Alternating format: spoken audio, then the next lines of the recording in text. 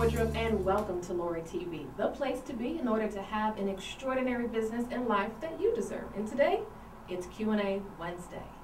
This is the time we get to come together and share many business, real estate, life topics that we all need. But today's a little bit different. I wanted to bring an expert gentleman here who has lots of years of experience in showing us how to make money, which is the #1 thing that we like to talk about today. I'd like to present Derrick Smith. Derrick Jason Smith is Vice President for Financial Education Services. He has been a successful real estate industry professional, property manager, and investor for several years and is committed to serving people with good character and excellence. Derrick believes that everyone deserves first-class service and a second chance. With a focus on consumer education and providing a unique and personalized experience, he is committed to working to eliminate the burden of financial uncertainty while creating a plan of action and peace of mind for the future. Prior to being vice president, Derrick was a RE/MAX broker in Bowie, Maryland, and previously a top producer in residential sales in the Maryland and Washington, D.C. area. Derrick also previously served as president of Prince George's County National Association of Real Estate Brokers, NAREB, PG-NAREB, whose mission is to promote democracy and housing.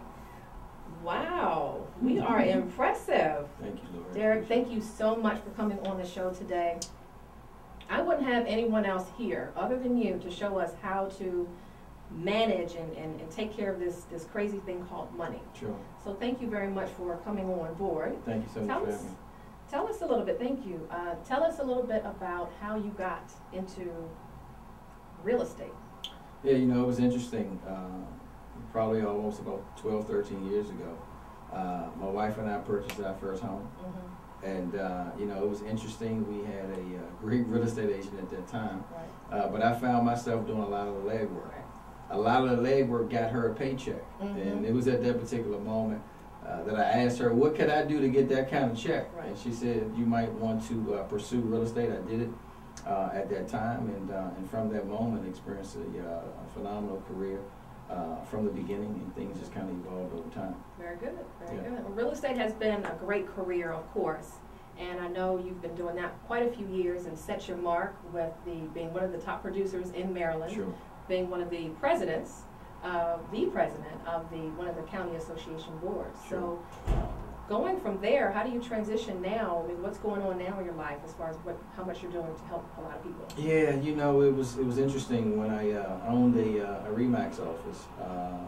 The housing market started to change. We were still doing a lot of leads and referrals from people that actually had interest and desires to become homeowners. Right. But unfortunately, we couldn't help a lot of them people. A lot of them people had challenged credit.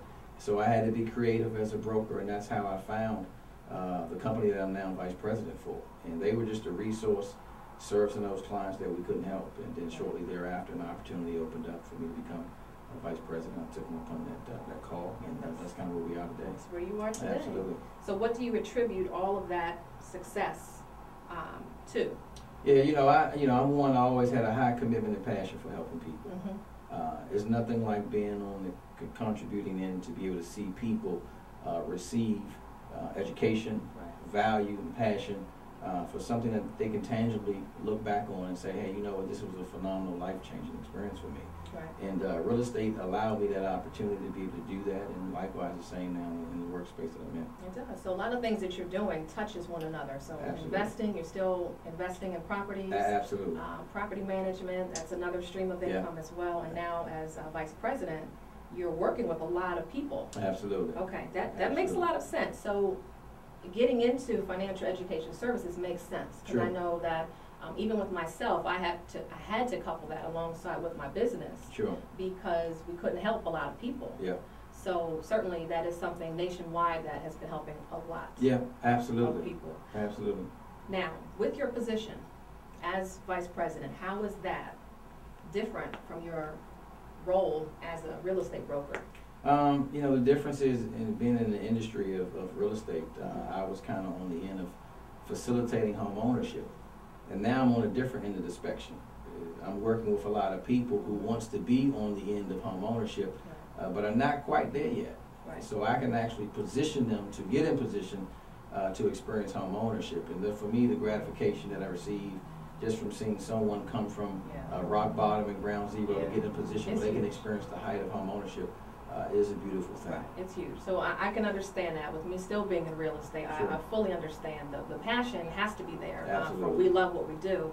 But you as a business owner, now, if you could give us a couple of tips, because a lot of viewers now, what I have been hearing is, what can we do to get more? Because the economy that we're in right now is stuck.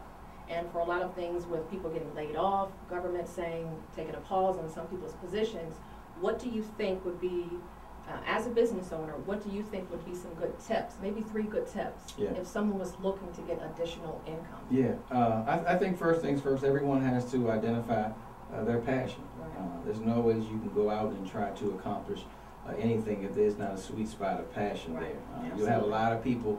I think that's the difference between being an entrepreneur and being self-employed and being a corporate blue-collar worker. You're forced in a lot of instances to work a corporate job, but it's not necessarily attached to a passion. Right. So first things first, identify what do you enjoy, whether it's being an artist, whether it's the love of helping people, whatever the case may be, find your sweet spot, passion, and let that kind of dictate your next step. Secondly, I really believe everybody needs an additional stream of income. Because we're seeing it now with our economy being challenged. Right. A lot of people's ability to pay their bills are being challenged because most people are 100% responsible for their income, and that can create a problem if your income is handicapped in some cases. So develop your passion, look for some additional streams of income, and find quality people. Right. Everybody needs a boon coon in their life. Right. Everyone needs someone to lift their arms up when their arms are down. Yeah. And accountability is really, really important. So I probably would say passion, accountability, find your identity, and kind of walk in those 3 things. And that makes sense because a lot of times there's so many different outlets out there. Network marketing could be one thing. Jobs could be another thing. So when you take a look at the 2, they differ. They really differ. And when you take a look at it, I think just by the way that we have been programmed before, that a job is the only option. And I think as we get older and a little bit more educated, network marketing to me is something that has been pretty advantageous to my career and my family as well. So what do you say as far as network marketing versus a job? What are your opinions? Yeah, I mean, I think every corporate entity functions like a network marketing company. If you take, for example, your HR department at their job, their primary job is to recruit, train, and manage an organization of people working to create income. And likewise, the same when I was a real estate broker. My job was to recruit the best of the best. Hopefully they were productive. If they went out and sold houses, it created income for themselves and created income for me. So I believe network marketing is one of those industries where you can leverage the efforts of other people to create some good income. Because in life, you're either being leveraged by someone or you're leveraging the efforts of other people. So I'm a fan. Heard it here first. Absolutely. Heard it here first. Well, that's awesome. Last thing, if you had to challenge many, many, many people around here, what one thing would you say if you had to challenge Americans about their income options as far as don't be content with mediocre life living. A lot of people get caught up in the mundane way of doing business every single day. We get up, we get the kids ready for school, fix them breakfast, take them to school, and we go through that cycle repeatedly over and over and over and over again. But at some point in our lives, we all had dreams, we all had aspirations, we all had goals. And now it's just an opportunity to take those dreams and goals, take charge of them. And I think part of that is just surrounding yourself with quality people. One thing I learned early on in business, 2 things need to happen in your life. You need to find successful people and spend some time with them. But not only spend time with them, but find out exactly what they're doing and apply that to your life. And that's what I've been fortunate enough to do. So if you don't have any successful friends in your life, you need to possibly find some new friends. Time to find some. Because your net worth is tied to your network. And most people just have a challenged network, and that's why they're in the same situation. Thank you. And that's the reason why I can speak and sit next to you, because I love the information and as far as the advancement that you have done in such a short period of time as far as getting to the top position of Vice President within Financial Education Services. I need that as far as the services for my customers. So many, many people out there, if you are looking for a different outlet for additional income, this is the man to speak to. Derrick Smith's information is right here on the screen, so if you wanted to contact him on what other business streams of income that you may want to look into, this is the man. So I'm thankful for the opportunity to sit next to you. Thank you for having me. And the information was very valuable, because a lot of times people, they get stuck. And a lot of times just the newness of the information is something that we need. So I really appreciate it. Thank you for having me. I appreciate it. Thank you very much. Yeah. Once again, I thank you guys very much for tuning in. I welcome you to come on over to Lorie TV, share any of the comments that you may have about today's episode, any questions or comments that you may have. Come on over to Lorie TV. I'd love to hear from you. And that leads us to our face tweet of the day.